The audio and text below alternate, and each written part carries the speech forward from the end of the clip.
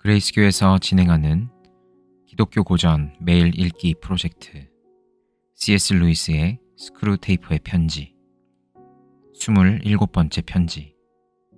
사랑하는 워무드에게, 지금으로 봐서는 내가 영 제대로 일하는 것 같지가 않단 말이야. 원수를 향한 환자의 마음을 흐트리는데 사랑이 쓸모 있다는 거야 자명한 사실이다마는, 요즘 환자가 바로 이렇게 흐트러진 마음과 방황하는 정신을 주된 기도 제목으로 삼고 있다는 내 말을 듣자 하니 이 좋은 기회를 허비하고 있는 꼴이 훤히 보인다.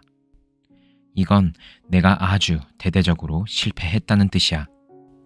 어떤 경우건 환자가 스스로 마음이 흐트러졌다는 생각을 할 시에는 순전히 자기 의지의 힘으로 마음을 추스린 후 아무 일도 없었던 양 평상시처럼 기도하도록 부추겨야지. 마음이 흐트러졌다는 걸 당면 문제로 인정하며 그걸 원수 앞에 내놓고 주된 기도 제목이자 노력할 항목으로 삼을 경우 넌 좋은 일을 하기는커녕 긁어 부스럼 만드는 꼴밖에 되지 않는다. 어떤 일이든 설사 그게 죄라 하더라도 환자가 원수에게 다가가는 총체적인 효과를 낳는다면 결국 우리에겐 불리한 일이 된다 이 말이야. 승산 있는 전선을 알려주마. 환자는 지금 사랑에 빠져있기 때문에 이 땅의 행복에 대해 새로운 생각들을 하고 있을 게다. 따라서 전쟁이나 그 밖의 일들을 놓고 순수하게 들이던 강구의 새삼 절박한 심정이 더해졌을 거란 말이지. 그러니 지금이야말로 그런 종류의 기도에 지적인 난점들을 제시할 때야. 거짓 영성은 어떤 경우에든 부추길 만한 것이다. 인간들은 하나님을 찬양하고 그분과 영적 교제를 나누는 것이 진정한 기도라는 겉보기에만 경건한 근거에 속아 넘어가 일용할 양식과 아픈 이웃들을 위해 기도하라는 원수의 분명한 명령을 정면으로 거스를 때가 많단다. 물론 이때 환자에게 숨겨야 할 사실이 하나 있지. 저들이 일용할 양식을 아무리 영적인 의미로 해석해서 구한다 한들 사실은 그 밖에 다른 의미로 구할 때보다 고차원적이랄 것도 없는 노골적인 강구에 불과하다는 사실 말이야. 하지만 환자는 순종이라는 끔찍한 버릇이 들어있으니만큼 내가 무슨 짓을 해도 그런 노골적인 기도를 그만두지 않을 게다. 설사 그렇다 해도 기도란 부조리한 것으로서 객관적인 결실을 하나도 맺지 못할 수 있다는 의혹을 떨치지 못하고 염려하게 만들 수는 있지. 동전 앞이 나오면 내가 이기고 뒤가 나오면 내가 진다는 논리를 잊지 말도록. 만약 기도한 대로 되지 않는다면 간구해봤자 소용없다는 증거가 하나 더 추가되는 셈이다. 또 설사 기도한 대로 이루어졌다 해도 그 성취의 물리적 원인을 찾기란 어렵지 않은 일이니 기도를 하든 하지 않든 어차피 일어날 일이었다고 생각하게 만들 수 있고, 따라서 성취된 기도 역시 거절당한 기도나 다름없이 기도해도 소용없다는 걸 증명하는 좋은 증거로 삼을 수 있지. 너는 영적 존재니만큼 어떻게 이런 걸 다 혼동할까 이해가 안 될 게다. 그러나 인간은 시간을 궁극적 실제로 믿고 있다는 사실을 명심하거라. 인간은 원수도 자기처럼 어떤 것은 현재 시제로 바라보며 어떤 것은 과거 시제로 뒤돌아보고 또 어떤 것은 미래 시제로 내다본다고 생각한다. 그리고 원수가 사물을 보는 방식은 인간과 다르다고 믿을 경우에도 내심으로는 원수의 지각 방식이 워낙에 유별나므로 그가 보는 사물의 모습이 곧 그 사물의 본질이라고는 생각지 않거든. 내가 인간이 오늘 드리는 기도는 원수가 내일의 날씨를 조정하는데 사용하는 수많은 좌표 중 하나라고 설명하려 들 경우에 환자는 즉시 이렇게 반박할 게다. 그 말은 원수가 인간이 드릴 기도의 내용을 미리 알고 있다는 소린데, 그렇다면 자유의지로 기도하는 게 아니라 미리 정해진 대로 기도하는 게 아니냐고 말이지. 그리고 어떤 날의 날씨를 결정하게 된 원인을 찾아 물질 그 자체가 처음 창조된 시점까지 거슬러 올라가야 하는 것 아니냐고. 그렇다면 인간 세계든 물질 세계든 모든 만물은 처음부터 결정나 있었던 게 아니냐고 덧붙이겠지. 환자가 뭘 놓치고 있는지 알만하지?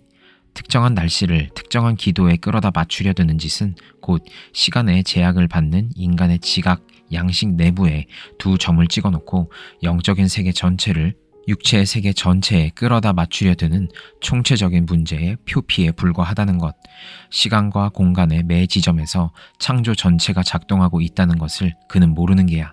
아니, 그보다는 인간처럼 제한된 의식을 가진 존재들은 총체적이며 내적 일관성이 있다는 창조 행위도 일련의 연속적 사건으로밖에 경험할 수 없다고 말하는 편이 낫겠구나.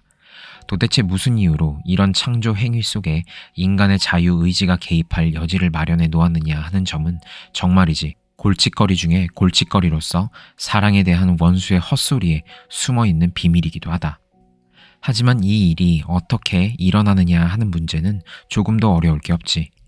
원수는 인간들이 자유롭게 미래에 기여하는 바를 미리 내다보고 있는 게 아니라 자신의 한없는 현재 속에서 지금 보고 있는 것이거든. 어떤 사람이 무언가 하는 걸 지켜보는 것과 그 무언가를 하도록 강제로 시키는 것은 확실히 다른 일이다. 오지랖 넓은 작가들, 특히나 보이티우스 같은 인간이 이미 그 비밀을 폭로해 버리지 않았느냐고 말할 수도 있겠지. 하지만 우리가 마침내 서유럽 전역에 퍼뜨리는 데 성공한 현재의 지적 분위기로 볼 때 그런 걱정을 할 필요가 없다. 요즘은 학자들만 옛날 책을 읽는 데다가 그런 치들 역시 우리가 워낙 잘 손봐 놓은 탓에 옛날 책에서 지혜를 얻을 가능성이 극히 희박해졌거든. 이건 우리가 역사적 관점을 주입했기 때문에 가능했던 업적이다. 역사적 관점이란 간단히 말해서 어떤 학자가 옛 저자의 진술을 읽을 때 이것이 진실인가 라는 한 가지 질문만큼은 끝끝내 던지지 않는다는 걸 의미하지. 학자들은 그 저자에게 영향을 준 사람은 누구인가, 이 진술을 같은 저자의 다른 책과 비교할 때 얼마나 일관성이 있는가, 이 진술은 저자의 발전 단계나 전반적인 사상사 속에서 어떤 단계에 해당하는가, 후대의 저자들에게는 어떤 영향을 끼쳤는가, 얼마나 잦은 오해를 받아왔는가, 과거 10년간 전반적인 비평의 흐름은 어떠했는가, 이 문제의 현 단계는 무엇인가 하는 따위만 물어댄다고.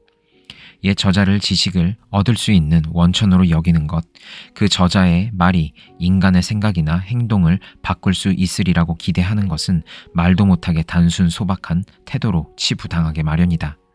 우리가 인류 전체를 내내 기만할 수 없는 일이니만큼 이런 식으로 각 세대를 단절시키는 것은 몹시 중요한 일이다.